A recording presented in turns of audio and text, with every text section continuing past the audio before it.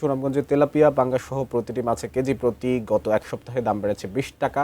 সেই সাথে জেলার বাজারগুলোতে ইতিমধ্যে দেখা দিয়েছে তীব্র মাছের সংকট। এই বিষয়ে আরও জানাতে বয়েজখালী মাছের বাজার থেকে সরাসরি যুক্ত হচ্ছেন প্রতিনিধি মেহেদী আসাদ।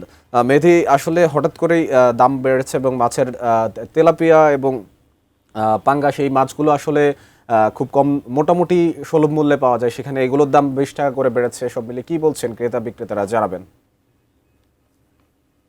আপনি জানেন যে সুনামগঞ্জ একটি হাওয়া বৃষ্টিত এলাকা। এখানে কিন্তু ব্যাপক দেশীয় মাছ পাওয়া যায়, কিন্তু বছরের এই সময়টাতে হাওরে এবং নদীতে পানি থাকার পরেও কিন্তু অদৃশ্য কারণে কিন্তু দেশীয় মাছের একটি তীব্র সংকট দেখা দিয়েছে সুনামগঞ্জের মাছের বাজারে এবং হাওরে।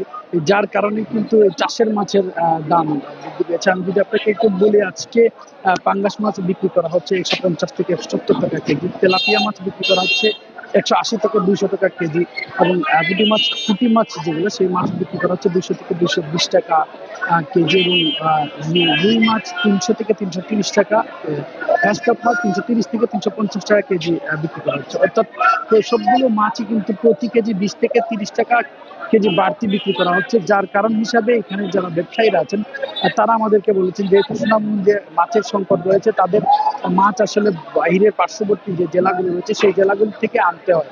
বিশেষ করে হবিগঞ্জ, সিরাজগঞ্জ, যে পাশাপাশি যে জেলাগুলো রয়েছে মাছের জন্য, সেই জায়গা থেকে মাছ আনতে হয়, এবং এই জ্বালানি সংকট থাকার কারণে কিন্তু তাদের ভাড়া প্রায় ২ গুণ থেকে ৩ গুণ বেশি দিয়ে মাছ আনতে হয়। যার কারণে মূলত এই সুনামগঞ্জের বাজারগুলোতে চাষের মাছের দাম মূলত বৃদ্ধি পেয়েছে বলে তারা বলছেন। তো মোটামুটি এই ছিল আমার কাছে সুনামগঞ্জের মাছের বাজার থেকে সর্বশেষ তথ্য। মাহমুদ।